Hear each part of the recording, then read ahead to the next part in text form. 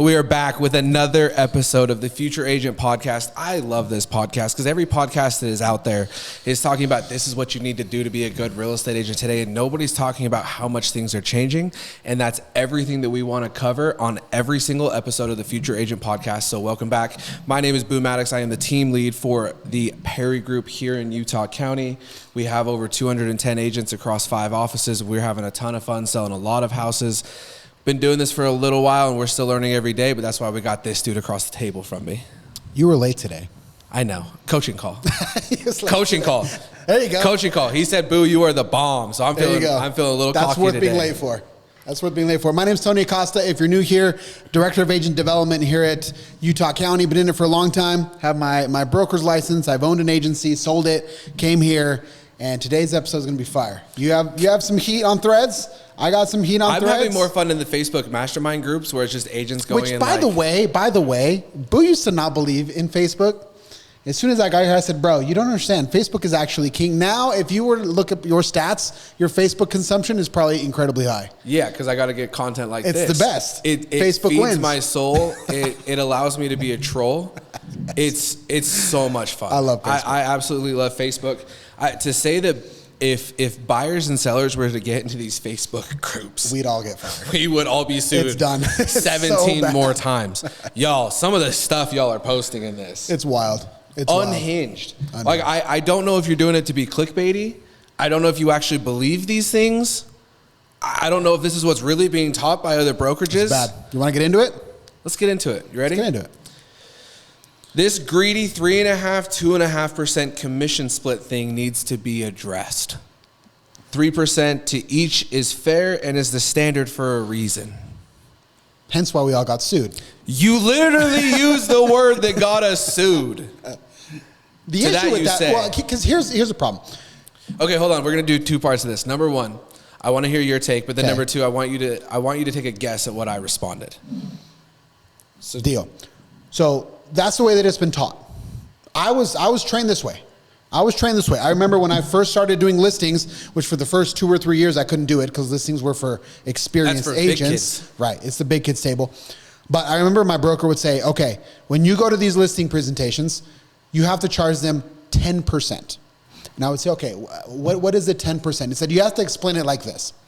Standard is 3% for us.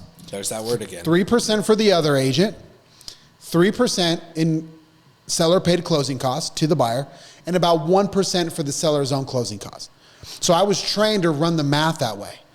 And I was never told that it doesn't necessarily have to be that way. So you grow up thinking that that is actually the standard. So on the one end, I say, okay, yes, agent, you're an idiot. On the other end, I'm empathetic to that. You think that's a brokerage issue? I think it's a brokerage issue. You think it's a training and a skill development issue? Because not only is it trained that way, but I know agencies for a fact that will not allow their agents to take less. Now, it's very different to say, hey, based on splits or whatever it is, we recommend these kinds of numbers. But I was in a situation where if I needed to take a discount, I couldn't do so. I had to let it go.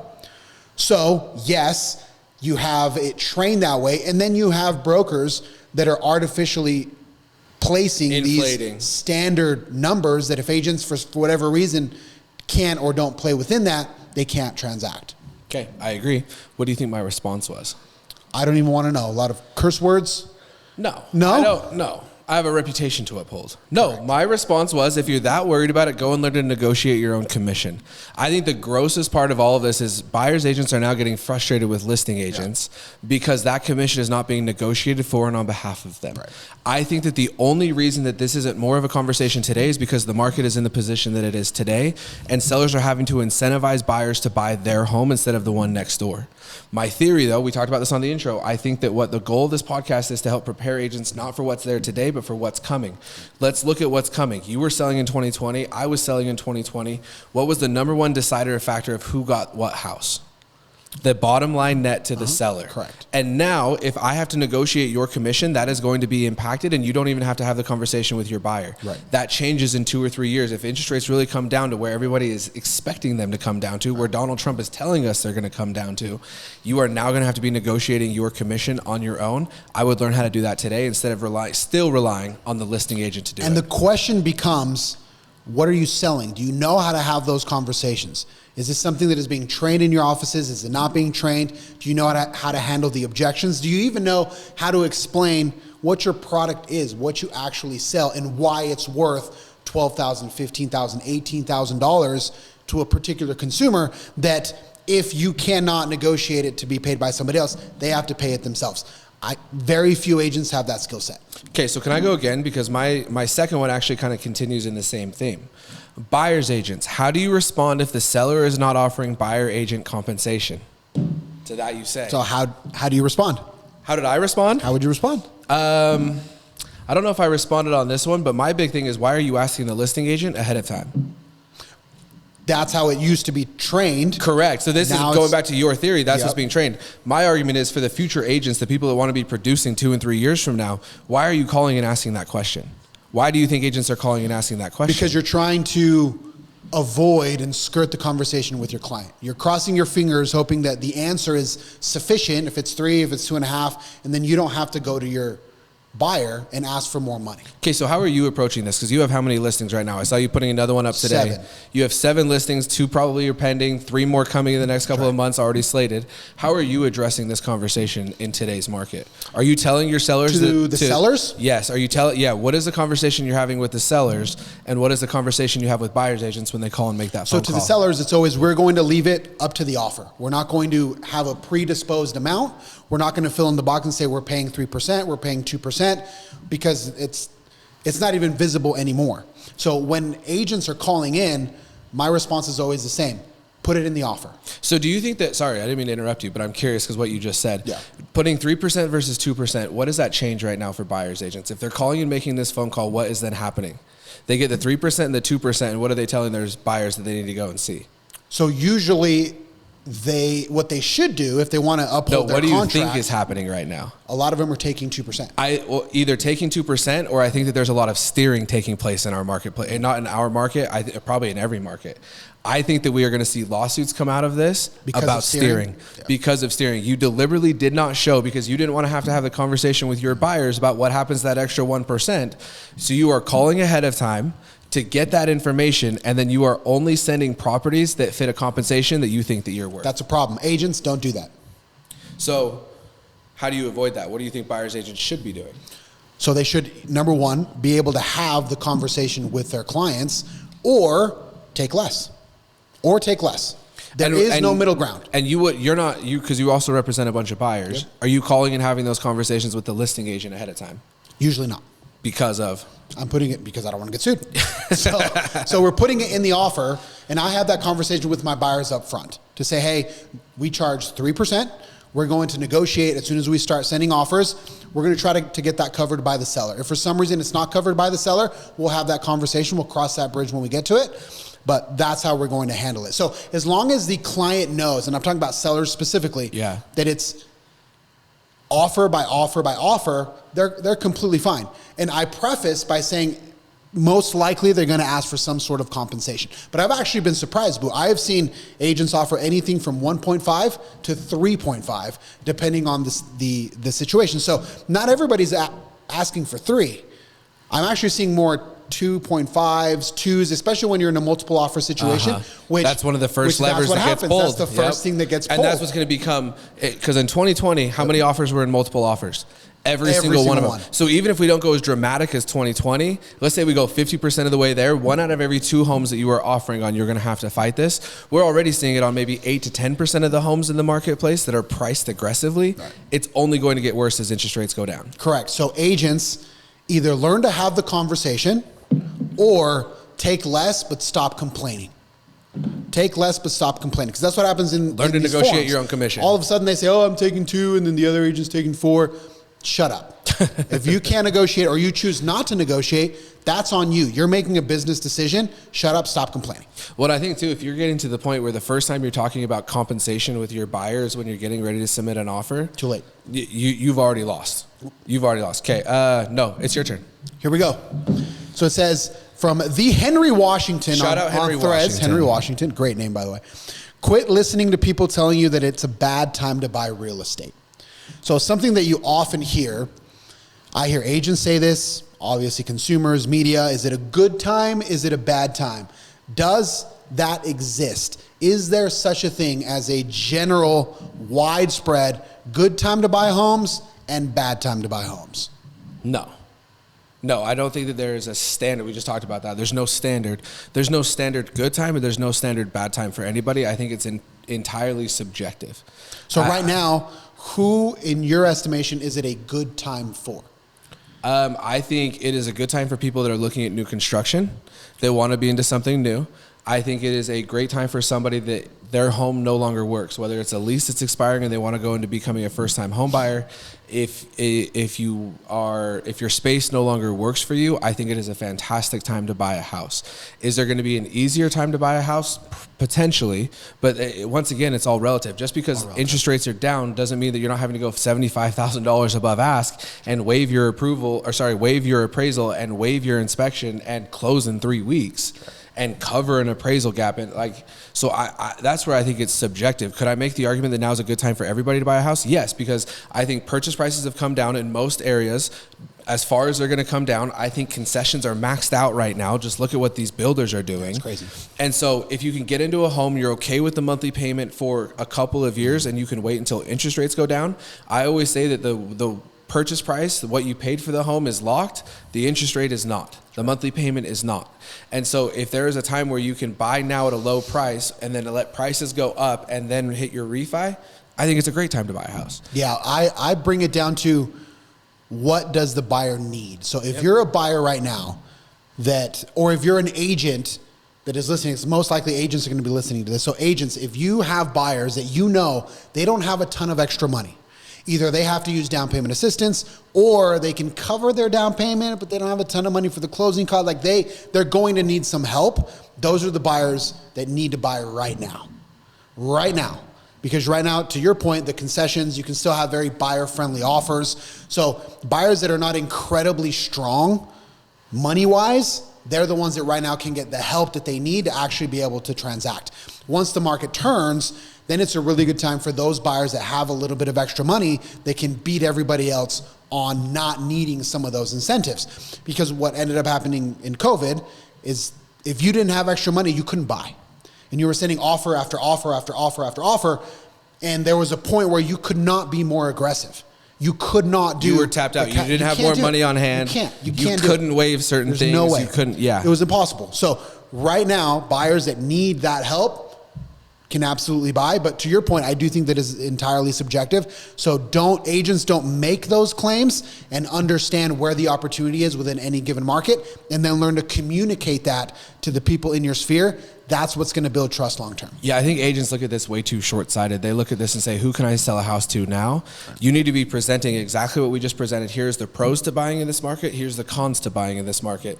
Does this sound like the type of market you want to entertain, or do you want to entertain the market when it looks like this? And then if they say they want to wait till over here, that's fine. Have a good CRM, have a good, strong social media campaign, and wait for those people to come back to you in a year and a half. You're setting your pipeline up in the future, but if you're trying to do it to create urgency for a mass group of people, you lose. And I just had this conversation yesterday. I just told a seller not to sell. Here in our office, I said, you know what? I probably wouldn't do that right now. I would probably wait a little bit. He wants it to sell super fast, but he's not super realistic on price. He doesn't want to pay the other agent. He doesn't want to pay for closing costs. So it's like, it's not the market for him. It's not the market for you. Because all of those things are the opposite right now. So for me, it's just hold off. And then when that market sell. shift does take place, you know that you have a listing It's ready right to go when the market looks like this. 100%. Beautiful. You got one more? I do have one more. All right, next one. If agents spent half the time they spend at networking events actually prospecting, they would be in a totally different place. Real estate agents are convention and networking junkies. I just had this conversation on a phone call.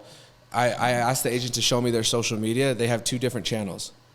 One of them was their personal page and one of them was their business page. Which that annoys the hell out of you. Annoys the hell out of me, but I think it's the same thing. If you go through the followers, every single one, I did it with him on the screen. I said, who is this person? Mortgage person. Who is this person? Title person. Who is this person?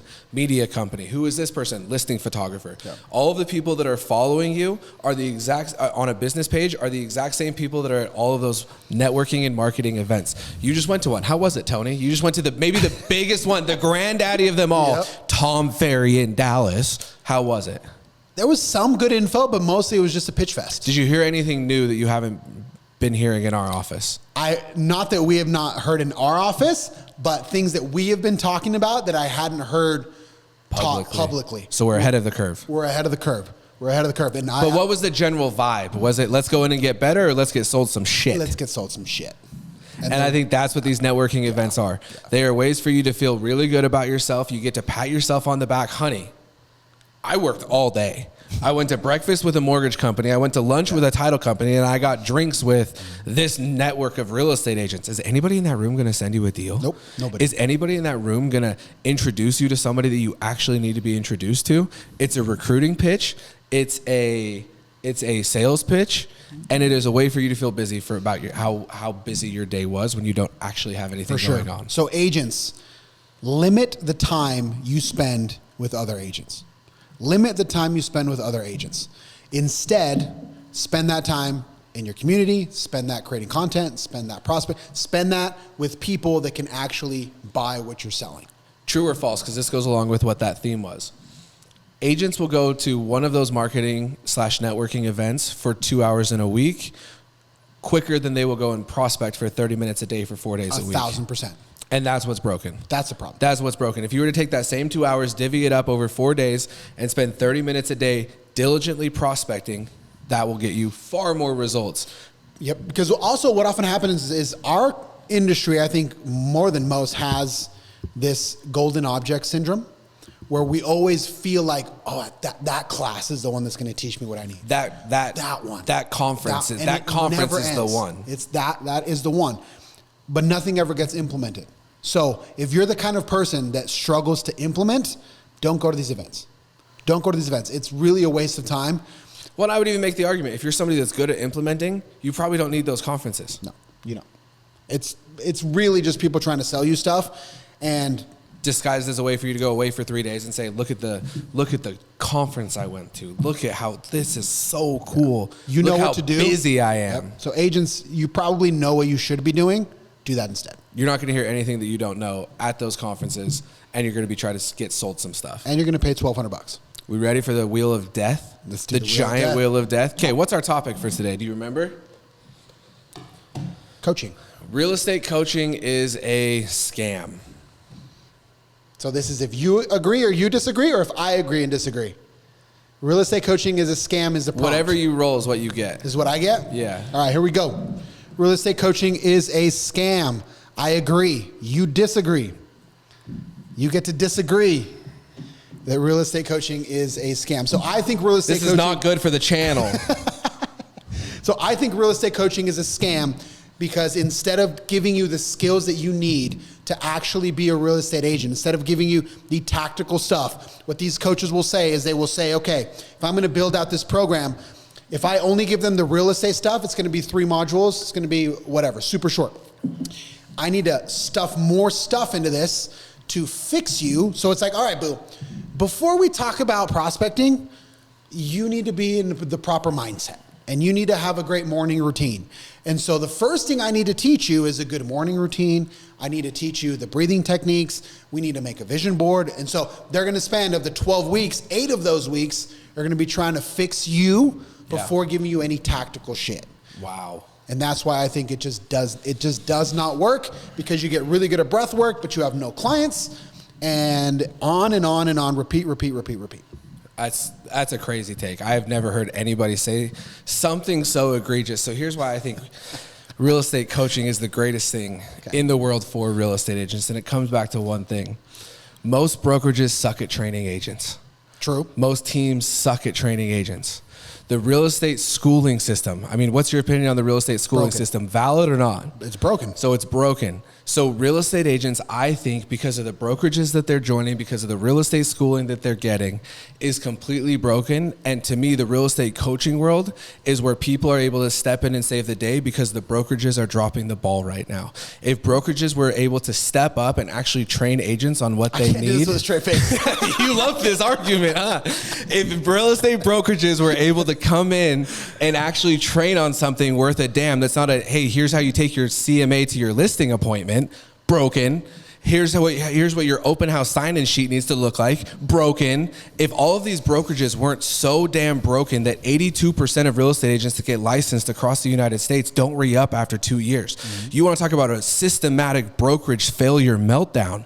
The schooling system sets them up to fail, and the brokerages put the nail in the coffin. If they were doing better at their jobs, real estate coaching would not have to exist. So that's where the beautiful part of real estate coaching comes in. You have some fantastic coaches out there, none of them whose conferences you've been to, but you have some fantastic coaches out there that are able to step in and fill this massive vacuum, this massive void that these brokerages are allowing to exist.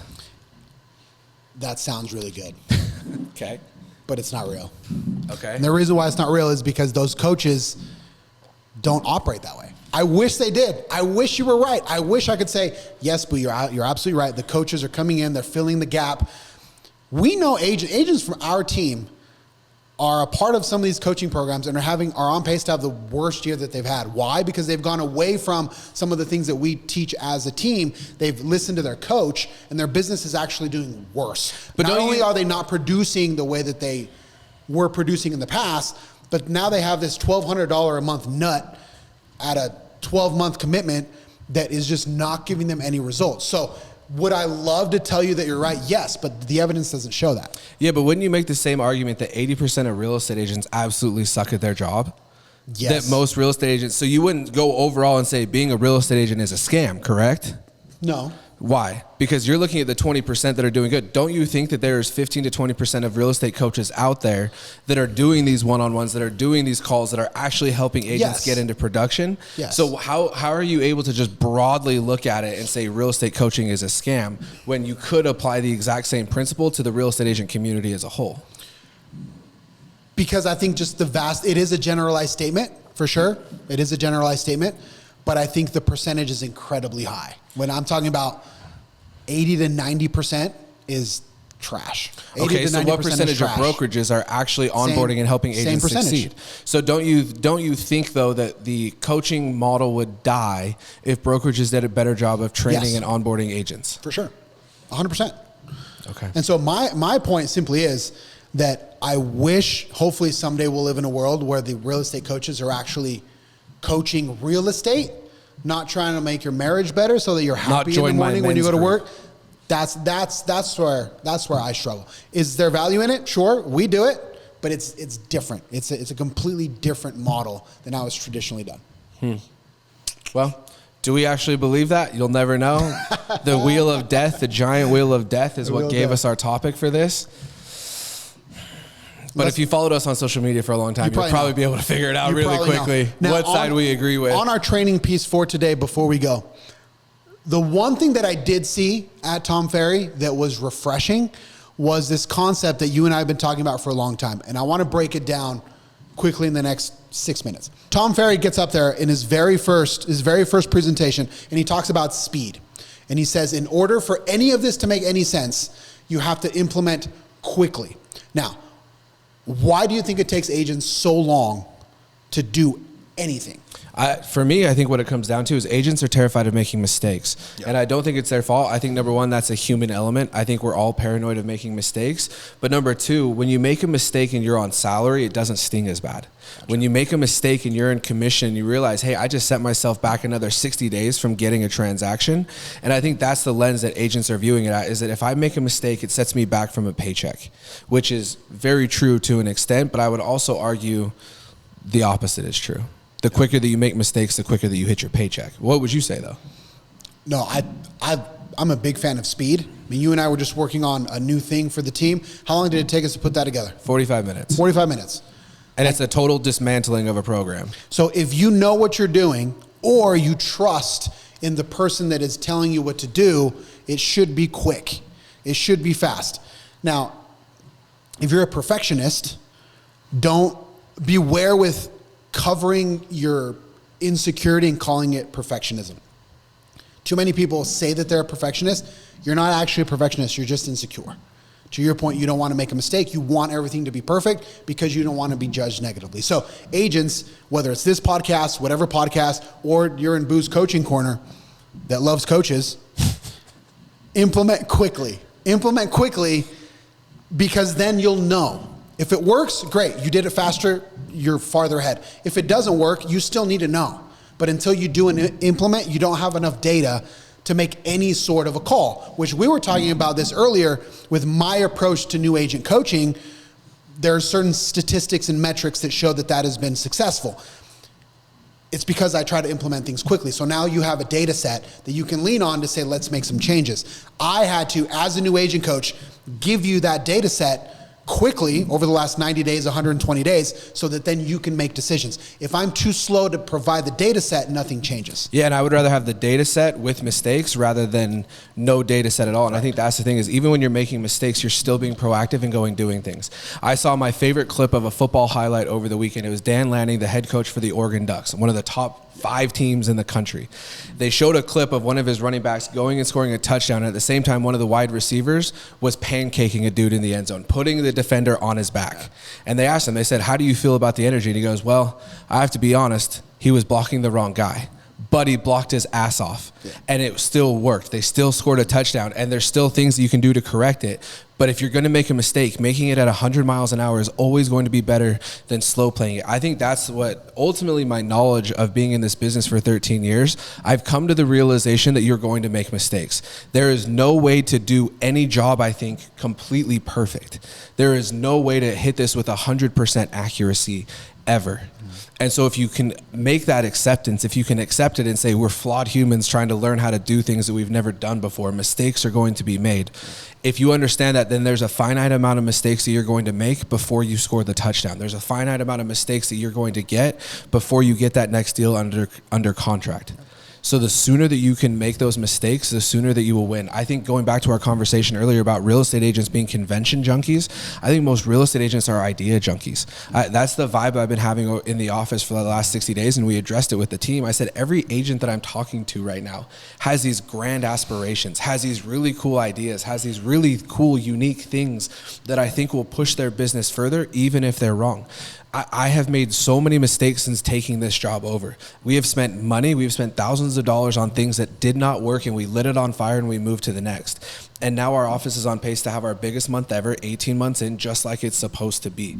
Those mistakes are inevitable. Your speed at which you conquer those mistakes is not. Yeah. And the last thing I'll say before we wrap up, in order to do that, you have to keep your ego in check, which I always give you a lot of credit for, because it's difficult to burn something to the ground that you have kind of staked your claim on. So it's not a reflection of you. If you wanted all of us to be YouTubers and you went out and spent $3,000 on cameras, totally bomb, nobody did it, that doesn't mean you suck. It's not a reflection of you. It's an idea that was tested, didn't work, pivot, move on. It doesn't affect you. It doesn't make you feel insecure. Does that come natural to you? Did you learn that? I think it's just what I said earlier. It's a learned behavior. When I first started, I was working for my dad's company. I was trying to make my own name for myself. I was young. I was 24 years old, stepping into a sales role, and all I wanted to do was be the number one agent. So I was very apprehensive about making mistakes early on because I needed it to go perfect. Right.